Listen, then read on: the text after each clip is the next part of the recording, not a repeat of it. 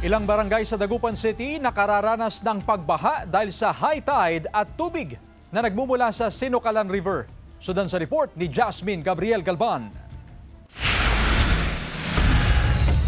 Alas 9 kaninang umaga, lubog sa baha ang bahagi ng ilang pangunahing kalsada sa lungsod, gaya sa Rizal Street, bahagi ng A.B. Fernandez Avenue, at maging sa Burgos Street.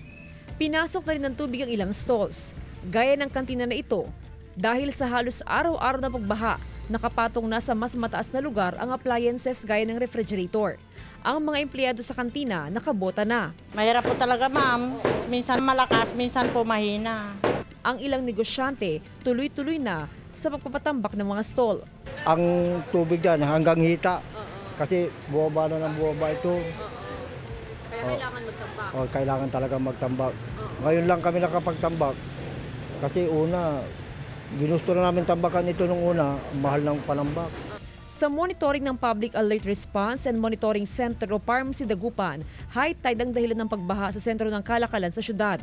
Bukod pa rito ang mga pagbaha sa ilang barangay, bunsod naman ang mataas na antas ng tubig sa Sinukalan River.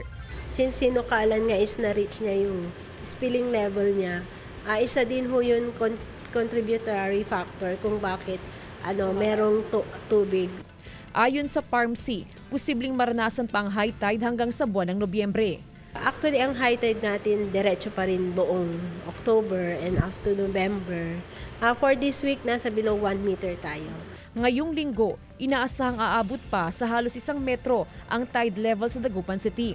Samantala, kung magpapatuloy ang magandang panahon, posibleng humupa na rin ang mga pagbaha sa ilang barangay sa syudad. Kasama si Jing Dakanay, Jasmine Gabriel Galban, One North Central Luzon.